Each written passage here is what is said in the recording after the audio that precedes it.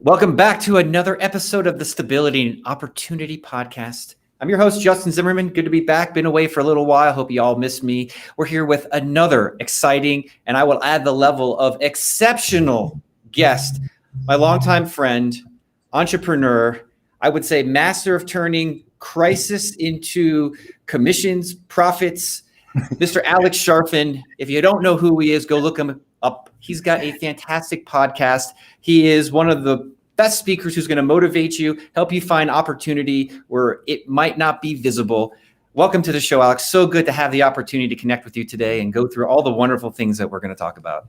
Yeah, it's great to be here, Justin. I mean, I don't know when the last time you and I talked was, but it's just so cool to reconnect.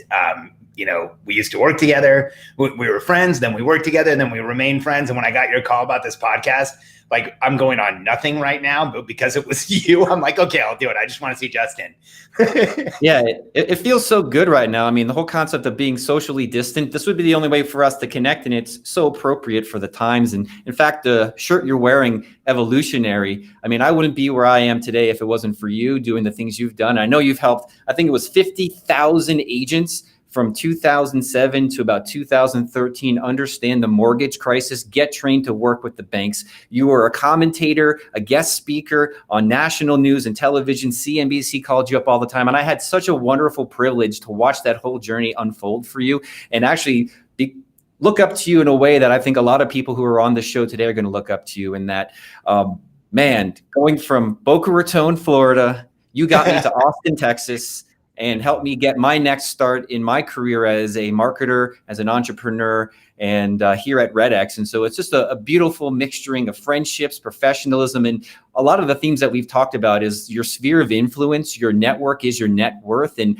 my net worth wouldn't be what it is today if it wasn't for you being in my network. And I hope today those watching can gain a little bit more for their net worth being a part of our network. Heck yeah, man. And I think, when you kick out those numbers, you were a big part of some of those huge years that we had. It was great having you back then in marketing and helping us with messaging. And yeah, I still distinctly remember super funny conversations we had. We don't have to get into them on this podcast, but like in anticipation of this, I just had a lot of great memories. And like I said before we started, I just have this very warm feeling in my chest right now connecting with you, Justin. So let's bring it. I'm privileged enough to have you as a friend in my life and to introduce you to all our friends who we've got a recurring group of people who show up every single time for these podcasts. We got Michael, Robert, Amanda, somebody with some acronyms and some letters and numbers in their name.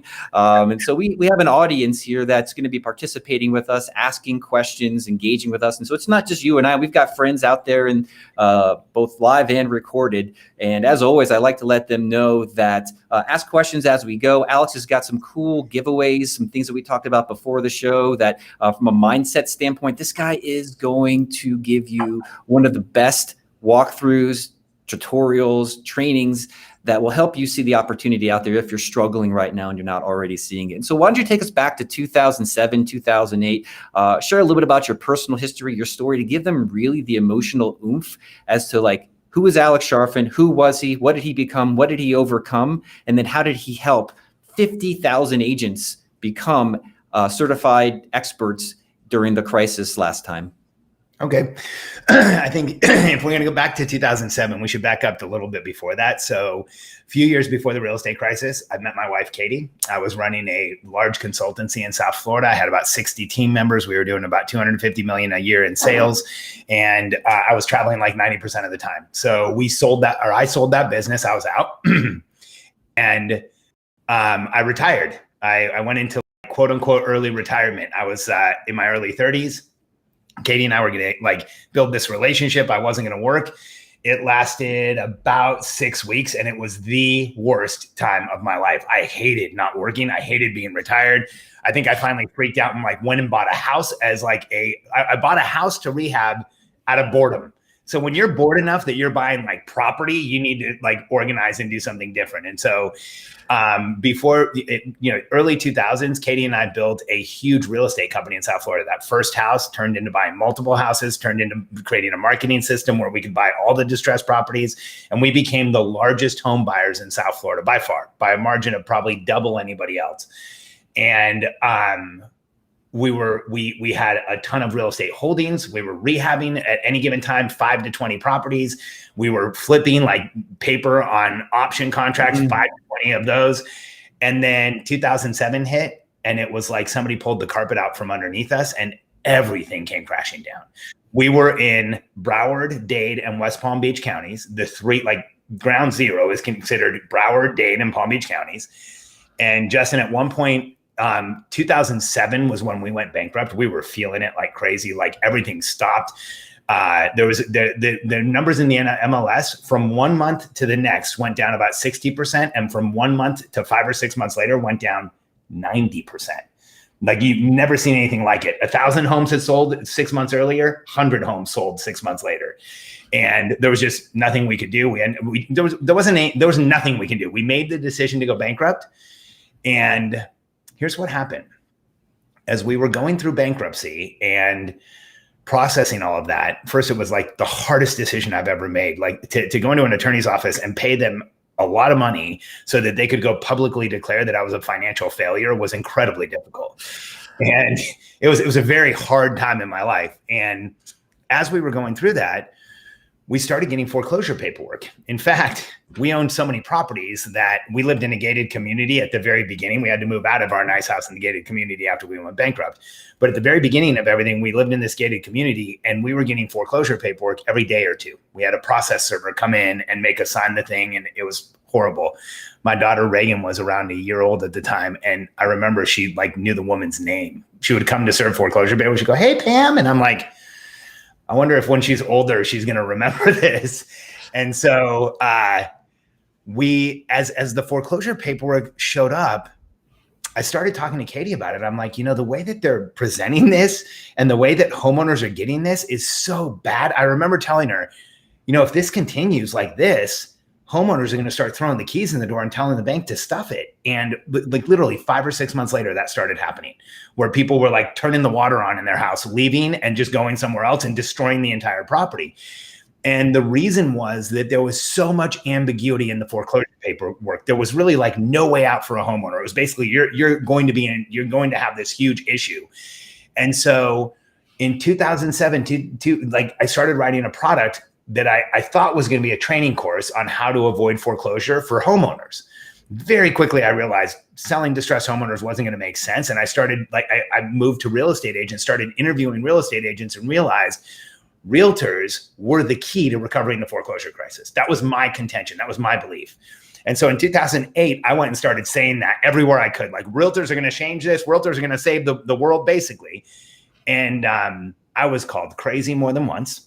I also, when the foreclosure paperwork started showing up, I did a ton of financial research on what was really going on in the crisis. And in 2007, 2008, NAR, most of the banks, most of the lenders, most of the investors were all saying we were in a temporary 6 month to a year dip. What was interesting was that they kept saying that as we anniversaried 6 months, it was 6 months to a year dip. We anniversaried a year, 6 months to a year dip. It's like, hey guys, you're saying the same thing here, but the story's changing.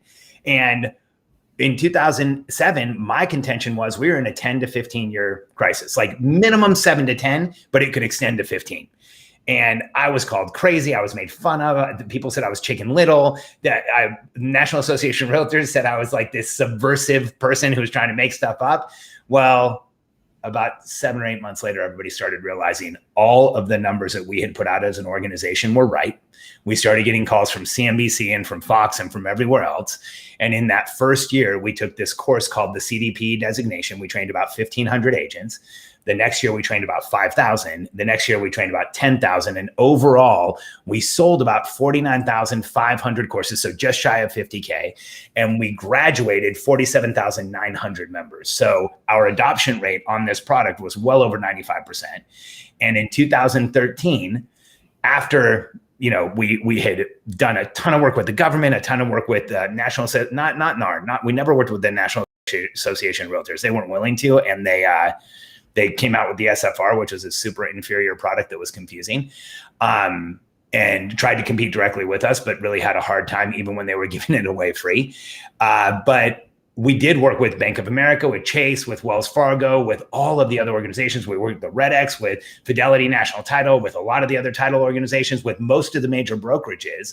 And in 2013, Lori Maggiano, who was the director of distressed properties at the Treasury, I think you might have been around one of the times she came to the office. Lori came back, and on a broadcast, she said that our organization, our tiny little company in Austin of less than 100 people, had pulled forward the foreclosure crisis by 5 to 7 years. So in my head, it was always like a 7 to 10 year crisis, maybe extending to 13. And I remember in 2013, when she said that, I'm like, that's great. Oh, crap. Like, there's not going to be distressed properties anymore. And so the CDPE started very quickly, not selling as much right after that. But it was incredible that, you know, Katie and I started that business in the middle of bankruptcy with the motto, solving the foreclosure crisis one homeowner at a time. And we looked like crazy people. Like, here's the entire world's imploding, the whole country. It's like, it was a lot like kind of a lot of the feelings people are having now. And, you know, people are losing their jobs and the real estate market's caving in. And we were working out of a rented condo in Boca Raton. I didn't even have a car. We were barely paying our bills. And here we are solving the foreclosure crisis one homeowner at a time. Well, it just goes to show, like, if you set the intention, 6 years later, Lori Maggiano confirmed we did it. You know, there's so many, you just took me down memory lane. That's not just your story. I share a little bit in that as well. What's funny is a couple of things come up before we get into the mindset, which I think just you've been able to hold dichotomies, right? Dialectics, you know, extreme suffering and fear over here. And at the same time, huge amounts of opportunity. And you've allowed and you've created something that I'd love for us to share on how you got there, right? How do you let opportunity be your driving force, not your fear? But I really want to jump into a couple of fun facts because it's you and I right now catching up as well. So we're going to use that time as well. As what was funny is when I went to your house, and I remember the house you talked about where you got all those foreclosures served to you. You invited me over, and on my Google Maps, you actually were the neighbor next to my mom in that neighborhood in the Plum in Boca Raton, Florida. And so I was like, this is weird. Like, here's this guy, he's right next to my mom. And then the other thing that comes up for me, and I have never said this to you because we never had the opportunity to talk about it, but it still makes me laugh, and totally deserving you are of helping so many people, being rewarded by taking the risks and making those changes. But you had a bad MF in Porsche. I don't know if you still have that yellow Porsche. And I remember one day you left the office, you went downstairs home early for lunch, and I heard that thing fire up. Vroom, vroom. And I said to myself, and then out loud to everybody around me, I go, hey, everybody, that's the sound of Alex solving the foreclosure crisis one homer at a time. You know?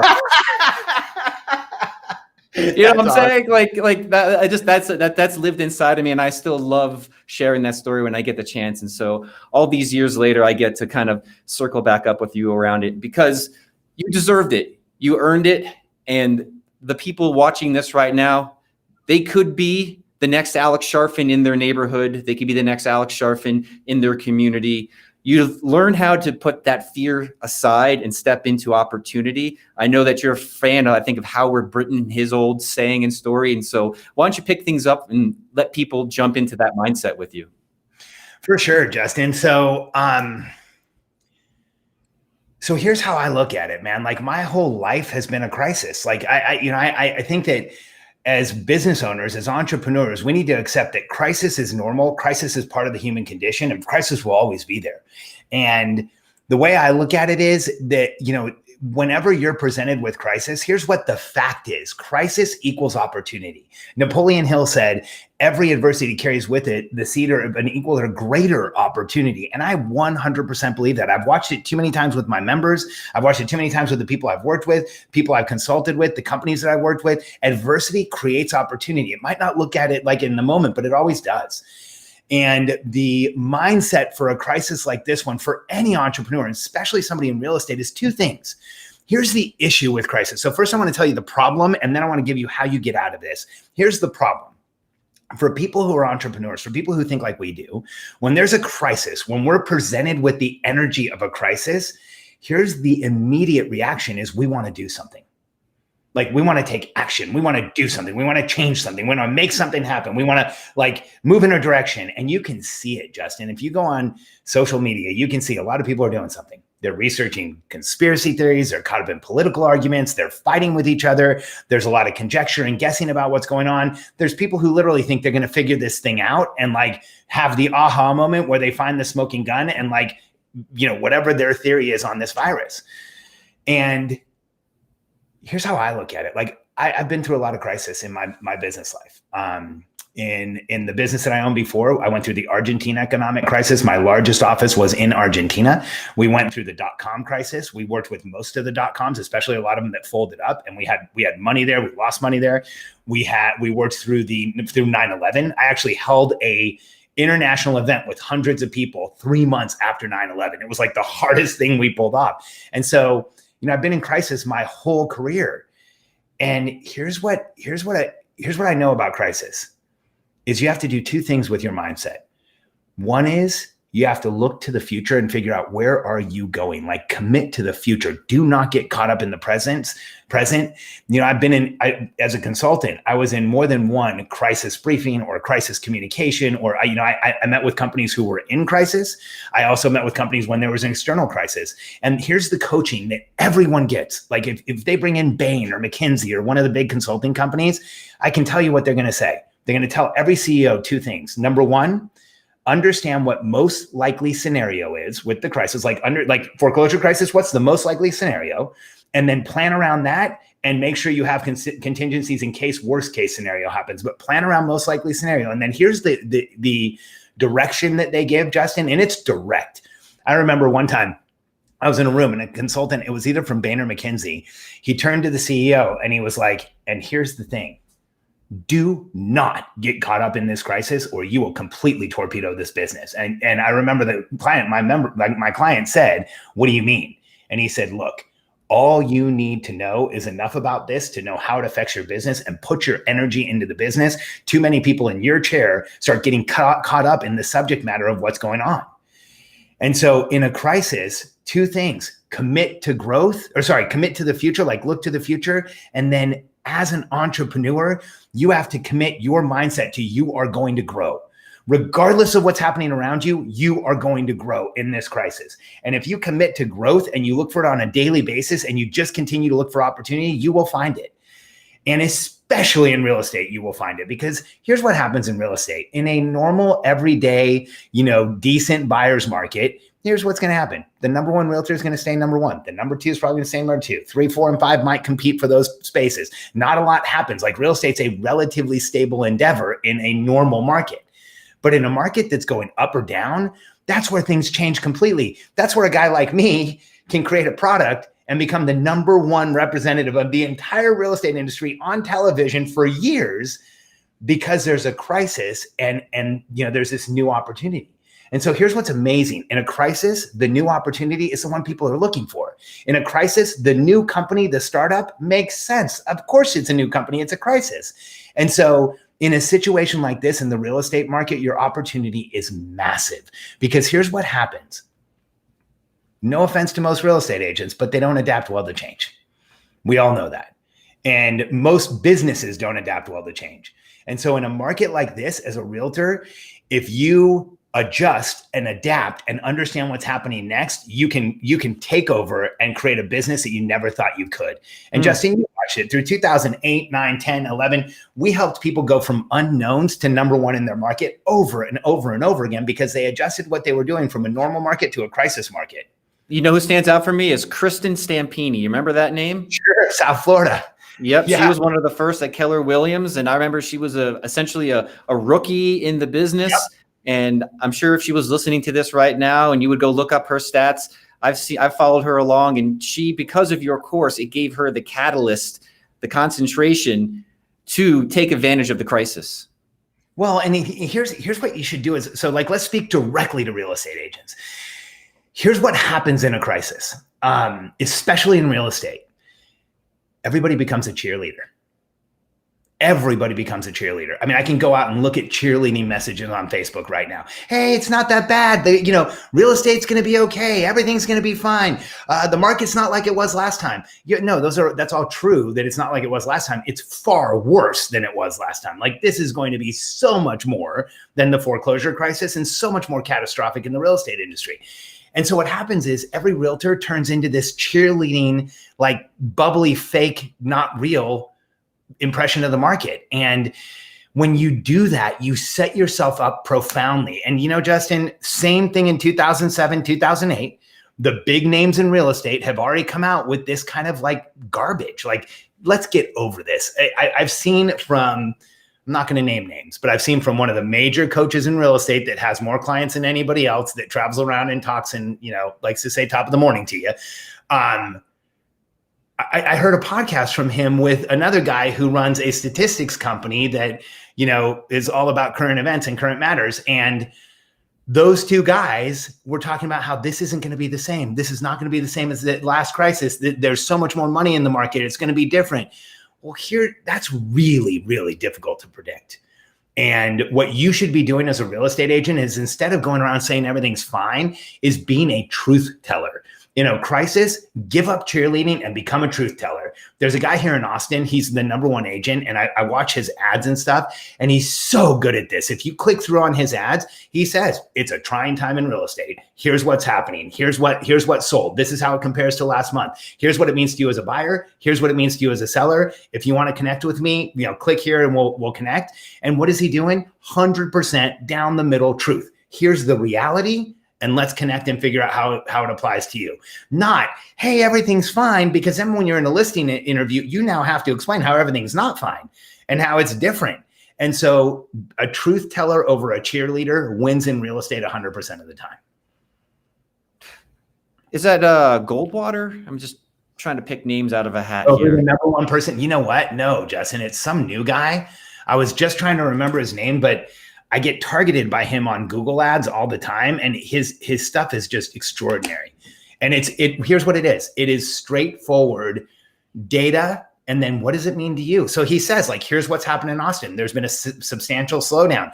There's not as many properties for sale, but there's not as many properties selling. So if you're a buyer, there's going to be some competition for properties, but there's not as many people buying. If you're a seller, we need property right now. It still might be okay, but you should get it on the market soon, because we don't know what's going to happen to the real estate market.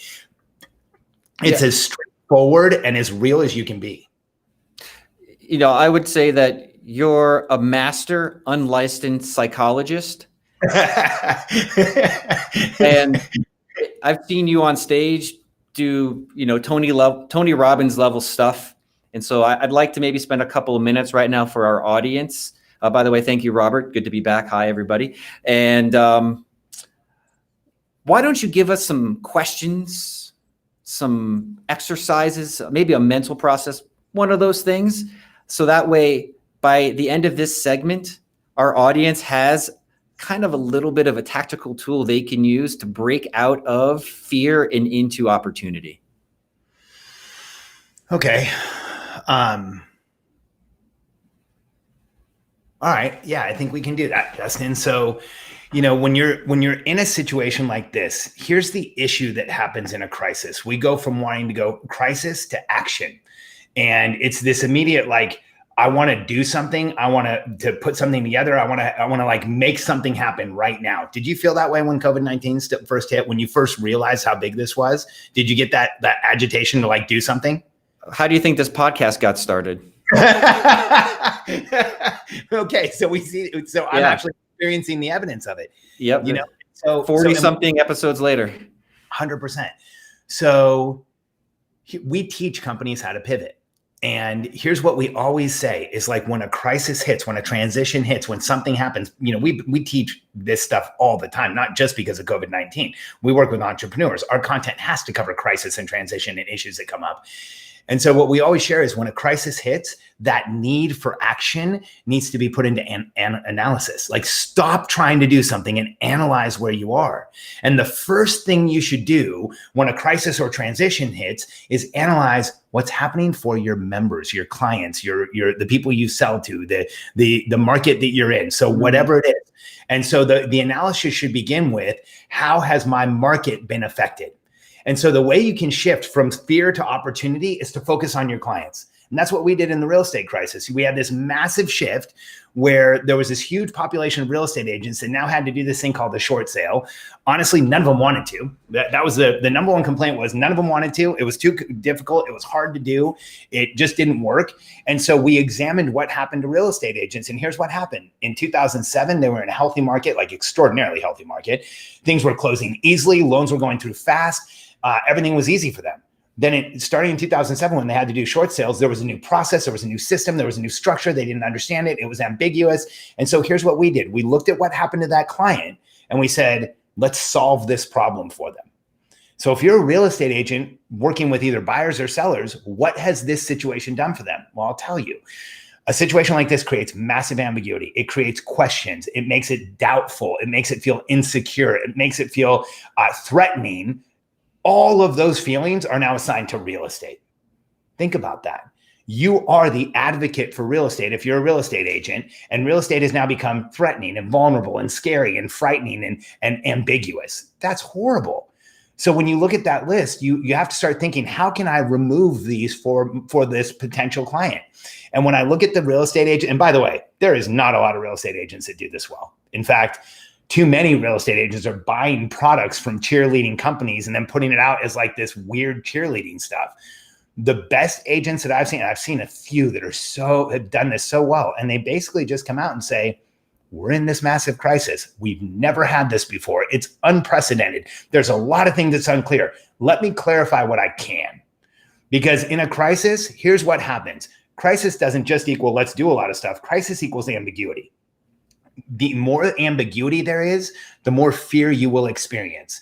The more you start chasing conspiracy theories and conjecture and politics and everything, it increases ambiguity. So it makes it even worse for you, your mindset, your focus. And so the key in a crisis is not to try and go figure out the crisis to eliminate ambiguity. That's going to take a while. Like, we will be hearing about this for the rest of our lives. I guarantee you, in 50 years, there will be documentaries on COVID-19 and the newest theory on what's going on, just like there's documentaries on JFK still, and just like there's documentaries on 9/11 still. Like, we never figure this stuff out. It just becomes this rolling series of questions. But here's what you can figure out, and here's where you can remove ambiguity. You can communicate exactly what's going on in your market for people.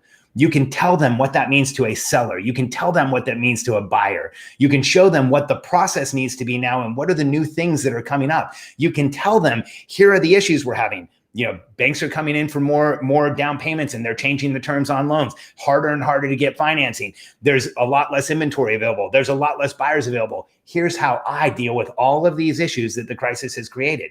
And as a real estate agent, if you're willing to come out and say, here's the issue, here's what it does, here's what it's going to do to you, here's how we've fixed it, and here's how we have answers, you won't just do well in this market, you'll Kristen Stampini this market. That's exactly what she did.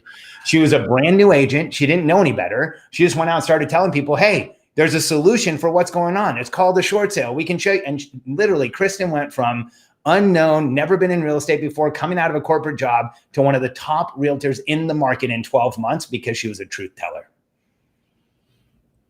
That's a beautiful story. Good to hear again. And for our audience listening right now, if you guys have any questions for Alex, you guys need anything from us right now, put them into the chats. Show us some love if you're enjoying the show. Thumbs up, love, heart, symbols, wherever it is in the comments. Like the show as well if you're on YouTube. And so, Alex, let's talk about the newest, best version of you. You've gone through so much. You've transformed. You've learned how to transform. You help others transform. Let's talk about where the Charfen, as it was called, Institute is now, and some of the big level things that principally you're teaching all entrepreneurs, not just real estate agents. Sure, Justin. So what we're doing now, and what we're actually now called Charfen, we're no longer Institute. So just to be like completely transparent and candid, we were actually called the Distressed Property Institute up until 2011, or no, when did we stop that? 2017. So for 10 years, we were known as the Distressed Property Institute. And we closed that company in 2017 and we reopened the company we have now, which is Charfen Holdings. And today, here's what we do. We work with, we work with entrepreneurs because here's the commonality with entrepreneurs. Like, they are incredible at creating a vision, at creating outcomes, at having the idea, at knowing where they want to go. On that same token, they have a big challenge with getting the help, the team, the support they need to actually get there. And so as a company, we now work with entrepreneurs to help them take their ideas, their businesses, build the team, build the infrastructure, and grow it into an empire. Oh, let's pop that book up right now. That is, you told me about the seminal work, the Rosetta Stone /Bible/Constitution that you've discovered. Yeah. Let's bring that into context right now for everybody. Yeah, it's the Entrepreneurial Personality Type. So a few years ago, I sat down to write a book on how to run a company. And I was writing the book proposal, not the actual book. So it shows you, like, I wasn't very far into the project. And I got to the part of the book proposal where I had to describe my customer who was going to buy the book. And I had 300 words to describe entrepreneurs, and I couldn't do it. Nothing felt significant enough. It didn't feel right. I'd done so much research on entrepreneurs, like this was who I was. And so after struggling to try and write that description for like a day, I'm like, screw it. I'm just going to write and take off the 300 word limit, and I'll come back and edit it later. Well, I don't know what happened. I started downloading or channeling, or I just got like this flow of information. It felt like it all came out at once. The mushroom kicked in. Yeah, exactly. The microdose hit. Just kidding, kind of. But what ended up happening was I wrote 22,000 words in a weekend. And we took those 22,000 words, we edited it down to this 8,000 word book. And this is the treatise on who we are as entrepreneurs. And my theory is that the entrepreneurial personality type is a subpopulation in the world. It says your guide to the most important and misunderstood people among us. I think we are different than the rest of the world. The way we define the EPT is we are momentum-based beings that are highly reactive to constraint. We have to be in momentum, that feeling of moving forward, making something happen, getting it out there. And there's a lot more to it, but that momentum-based feeling of who we are is the foundation of who we are. And it's why we have such a challenge in the rest of the world. As entrepreneurial personality types, we are this small percentage of the population that goes into the future, creates a new reality, comes back to the present, and then demands it becomes real. And that journey, that experience, that is like a sacred but very intense experience, and with what we do. And we spend a lot of our time in the future. And when you look at the rest of the world, they spend a lot of their time in the present. And so, we will often have conflict with other people just because we spend so much time doing something that they don't understand. And so, it's been very interesting putting the entrepreneurial personality type content out there, because this is basically our avatar document. If somebody reads this and says, yeah, this is me, we know we can help them. Yeah, why don't you go through a little checklist real quick right now to see if the audience listening right now identifies or scores themselves. What are some of those checklist things? I know you're big into Myers-Briggs. Let's go through a process. Let's do a process, Justin. I want to see if you're an EPT. Okay, all right. Let's put you on the spot. Yeah, let's go. Yeah, I'm going to put you very much on the spot. So we have this process we take people through. So in all the research I've done, I kind of see that there's 4 types of people in the world. And this isn't the DISC profile. It's not the Myers-Briggs. This is a different analysis of human beings. And it's the entrepreneurial personality type analysis. It's a tendency analysis. See, I think when you look at the population of humans, there's really 4 tendencies, 4 types of people in the world. The first type of person, we call them the caregivers, the caretakers, the people who like to take care of other people. Here's what's interesting, Justin. When I go out and I talk to hundreds of entrepreneurs and I say caretakers, how many of you relate to caretakers? In a room of several hundred entrepreneurs, I'll get a ton of hands that go up, because entrepreneurs feel like they care about other people. But then I ask the disqualification question. See, each one of these 4 categories has a qualification question. For caretaker, the qualification question is, Justin, well, first, do you relate to caretaker? Do I? Yeah, in some way. Less now than I did in the past, but you do, right? You had a little caretaker tendencies? Sure, definitely. Okay. Do you enjoy changing bedpans? No. No, right? You wouldn't do it. Okay, so here's what's interesting, Justin. My wife, Katie, was in the hospital last year. Pretty scary incident in the hospital. She had a kidney stone and became septic. It was terrifying. And I was in her hospital room one day, and even in the middle of all the terror and the fear and everything else, there was this nurse who came in and was like changing stuff around and switching stuff out. And she was really into it. And I asked, like I have hundreds of times, I said, hey, do you enjoy changing bedpans? Because I asked the same question. And she turned to me and she said, I love my job. If there's somebody here who needs a bedpan changed and I can be here and I can be of service and I make their life easier and I can make their stay here a little more comfortable, I absolutely love doing it. Every time that happens, I'm like, wow, I'm not a caretaker. Because like, I get that she loves it, but I can't connect to why. I'm like, you know, somebody made me change a bedpan, I'd be wondering how I got in the wrong room. But we need that huge population of caretakers. So did our evolutionary tribe. We needed them to be part of the tribe. Let's be real. If it was up to you and I, we're not doing those things. So I think that's the biggest population of human beings is caretakers. And when you look at the world around us, you can see that. So the second type of person, and we call this one the communicator. Now, communicators love the act of communication. You know, if we look at our ancestral like tribe and we look at that caretaker way back when, did we need a huge population of people that would just take care of the tribe? Absolutely. We also needed the communicator. We needed people who carried on oral tradition, who said stuff like, don't go over there, there's a cliff, stay away from the woolly mammoth over there, this berry's going to kill you. And so we needed people who really loved talking and loved communicating, the act of communication. Justin, do you relate to communicator? I'm here with you right now and I'm telling stories about where we were and where we're going. So absolutely. Exactly. So now the qualification question for communicator is, do you enjoy small talk? No. In fact, are you like me? Because when I get into a situation where I'm cornered into small talk, I usually have thoughts like, should I fake a heart attack or stab myself in the leg to get out of this? I can't stand it. And the reason is, small talk is just the act of communicating, but it doesn't have a purpose to it. Like, yes, you and I are here communicating, but if we were just chatting, the two of us would have ended a long time ago.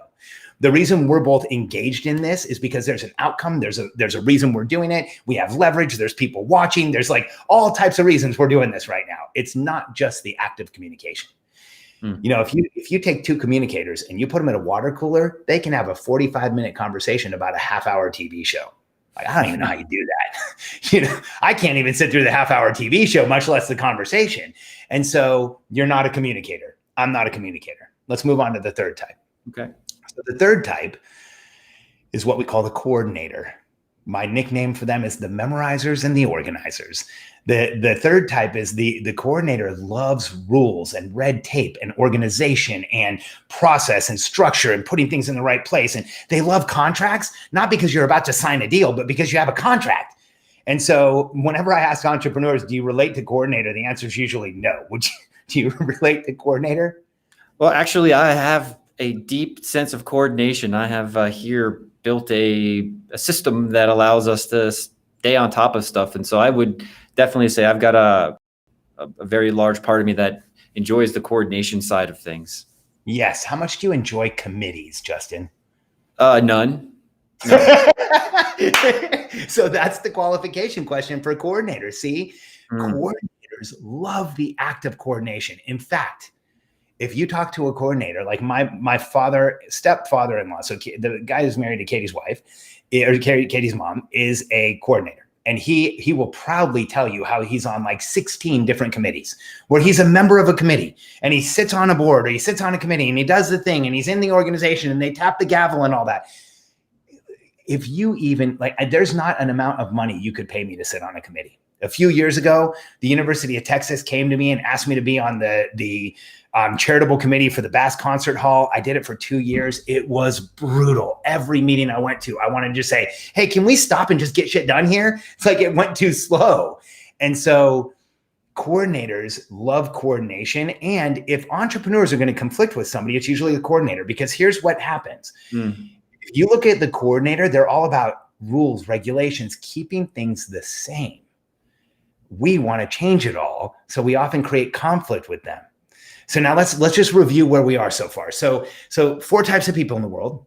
We have the communicator, the caretaker who takes care of other people. the communicator who talks, who carries on oral tradition, who shares information. We have the coordinator who keeps things straight, like the seasons, all that stuff. And if you look at our ancestral tribe, like humans have been around for millennia, and we're pretty lame organism. Like if you put a baby human with a baby anything else, the baby human's going to die most of the time. I'm including insects in that equation. Like we are not that awesome. But when we work together, we're incredible. And so we needed caretakers. We needed the communicators. We needed the coordinators. Now, if you think of the human tribe, what's missing? What's that fourth? The chief, the leader, the visionary, the entrepreneur. The evolutionary hunter. See, that fourth characteristic, that fourth group is the hunters. The people who got up every morning, grouped together, and went out and exposed themselves to the vulnerability and the pain and the fear of going out on the hunt and declaring you are going to do something different and going out to an unknown outcome and marching into ambiguity and pain and fear and potential injury and making it happen. That is who is missing from this equation. And when you look at the communicator, the coordinator, the caretaker, what's missing is the person who is out there making things happen to keep the tribe alive. And Justin, the qualifying question for evolutionary hunter is a simple one. Can you turn it off? No. Anybody who knows me, I go home after work and I just get back on it. I'm actually on vacation right now. Do you know this? If everyone's watching this right now, where's Justin been? I've been on vacation. I came out of vacation to come and hang out with you and do this show and work. So no, I can't turn it off. You can't turn it off. Well, you know what, Justin, like here's how I look at that, man. The rest of the world can turn it off. Here's how I know. The rest of the world does stuff like have sick days, like where you're not sick.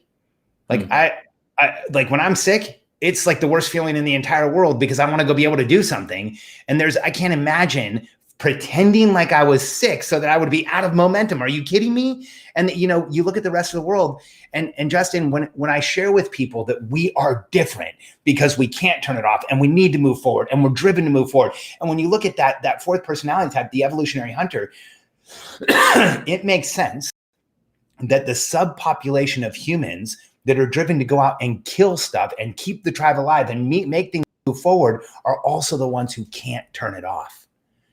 And so for anyone who's followed along with us and you now realize you're this evolutionary hunter, this entrepreneurial personality type, I want to reveal to you something that might help you understand your way in the world. A lot of us have felt judgment or conflict or frustration with other human beings around them.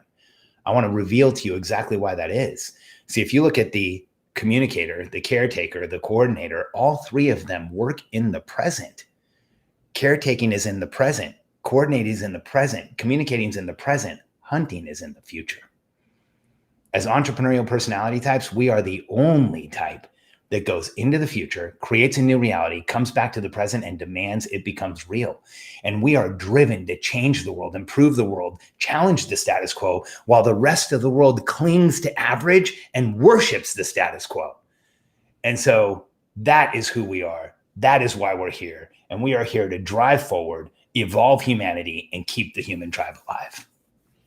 That is a beautiful point right there. And for the entrepreneurial types in the audience right now, Alex, what are some things that you discovered about yourself that could help break through those thoughts, those limiting beliefs, so the people who can and will identify as entrepreneurial types take their lives to the next level, and with the backdrop especially of what's going on out right now in the market?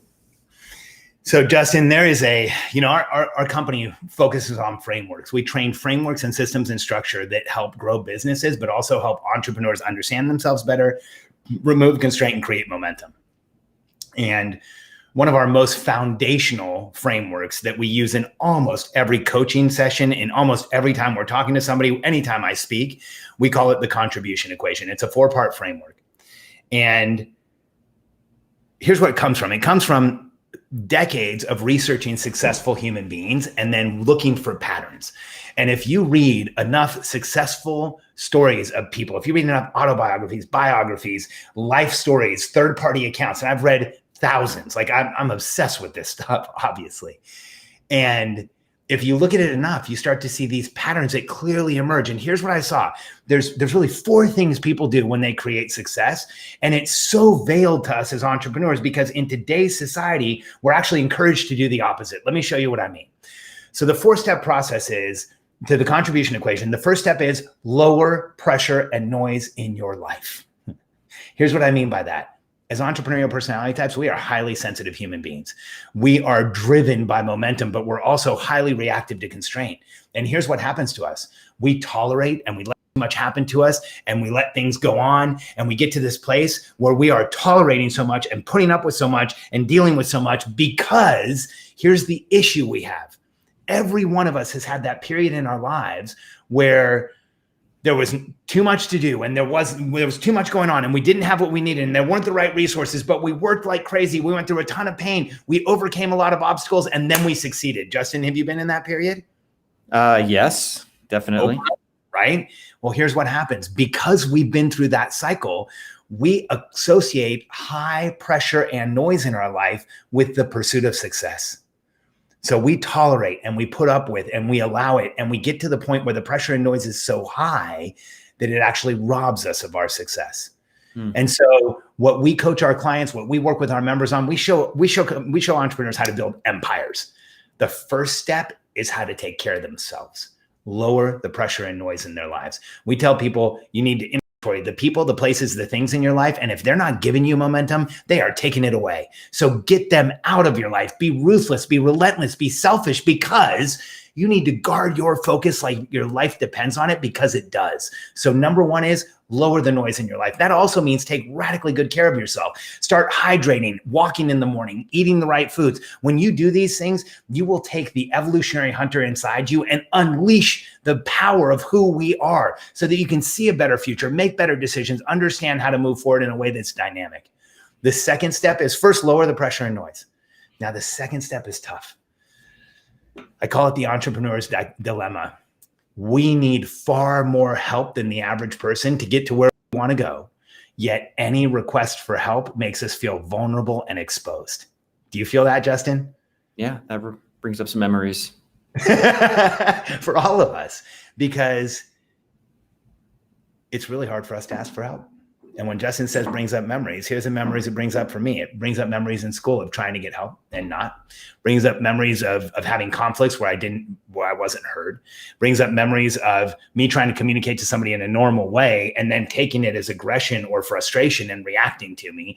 It brings up me trying to get help and not really having it heard or helped. And so it makes me feel vulnerable anytime I have to ask for help still. And I'm good at this. I coach this stuff. I still feel it. And so the path to success for us as entrepreneurs is stepping into the vulnerability and asking for protection and support. And so you first lower pressure and noise, then you increase protection and support. And I use those 2 terms deliberately. Here's what I mean. As entrepreneurial personality types, we have strengths that are incredible that make us look like superheroes that change the world. All of those strengths should be protected. They should be sacred. They should be untouched. And everywhere else, you should get support.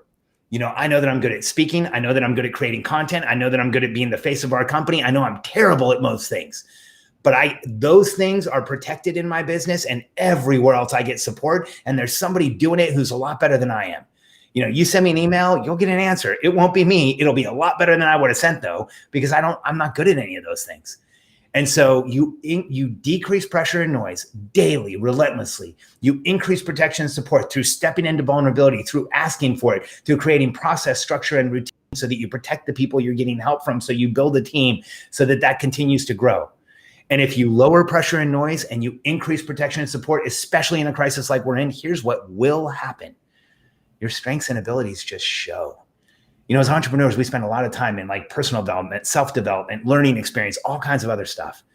It doesn't matter how much you try and develop yourself or learn or stuff into your head. If you are living in high pressure and noise without any help, you are stuck. But if you lower the pressure and noise and increase protection and support, you will have strengths, you will have abilities that will show up. You don't even know where they came from. And then the last step is if you lower pressure and noise and you increase protection and support, allow your strengths and abilities to show, you will go out and make your greatest contribution. That's why we call it the contribution equation. But I don't want to be misunderstood. I want to be very clear when I say contribution, because sometimes I'll share that in crowds and people will say, when you talked about a charity, and I'll say, whoa, when did I say charity? And they'll say contribution. Well, let me share my belief with you. I think that one of the most intense growth experiences, one of the most spiritual growth experiences a human being can go through on this planet is to have an idea, go out and get somebody to buy it, build a team around it, build an infrastructure around it, and get the help they need to make it grow. That is one of the most sacred journeys we take as human beings. And for us as entrepreneurs, when we are willing to go through this forging process of lowering the pressure and noise, increasing protection and support, letting our strengths and abilities show, we create a contribution. And here's what that means to me. In our world, capital, money flows to contribution. The companies that are making the biggest contribution, the companies that are creating the most connection, the most momentum for other people are the ones who are getting the most money right now. When you look at Apple, who's arguably one of the most successful companies on the planet, there's a reason. These are the best devices on the planet. They work the right way. They're easiest to use. And so there's a massive contribution around them. And that's why it's one of the two most successful companies on the planet. And so the way I look at it is, lower pressure and noise, increase protection and support, allow your strengths and abilities to show, and you will make a massive contribution, which means capital will flow to you. I think anyone who goes through this process should have the goal of making as much money as you possibly can. And some people might not think that sounds right, but I want you to understand how I look at money. Money is energy. Money is exchange. When people give you money, that means you are helping them. You're creating momentum. You're changing the world. And anyone who says money doesn't buy happiness hasn't given enough away. And so for every entrepreneur we work with, we want you to make a fortune, because that proves you've made the contribution. That proves you brought the value. That proves you changed people's lives. Alex, we have enough right now to go another hour. You are speaking to just scratch the surface of money and value and mindset and contribution. And we just don't have an hour. So maybe you and I can talk about doing something again another time.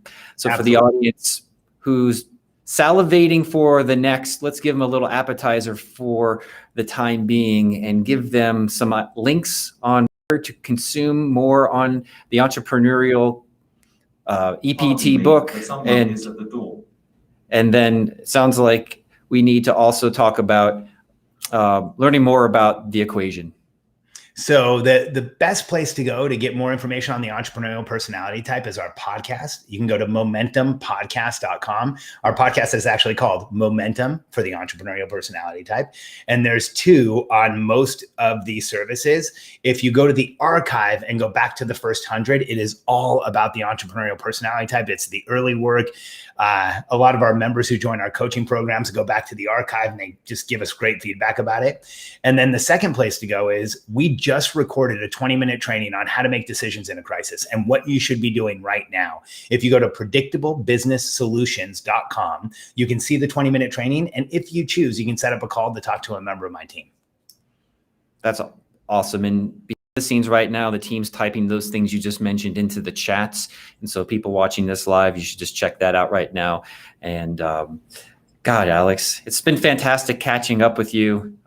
You're as sharp as ever, as enthusiastic as ever. I remember these principles, and it's so good to hear you're as consistent as ever. And so why don't you hang out with us for a couple minutes after the show? Let me say goodbye to our fans and our friends here at the podcast. Guys, Barbara, Robert, Michael, everybody who's watching live right now, if you got any value out of this today, give us some thumbs up, some likes. Subscribe to this if you want to get more. If you're not on the list to get the update emails when we go live, you should do that because you get also other cool free stuff. We just put out the 13 Scripts to Prospect with Integrity ebook. That's a free giveaway based on all the past episodes of scripts from some of our other great guests. And so there's a video, an ebook, and that's all free just when you join the podcast. And so make sure if you're watching this video, check the links below for that as well. Amanda, thank you so much. And I also have a little bit of sad news. I just want to let everybody watching know I'm on vacation right now, just kind of wrapping some things up as well, but I'm also going to be leaving the REDX as a permanent position here after 4 years of just lots of contribution.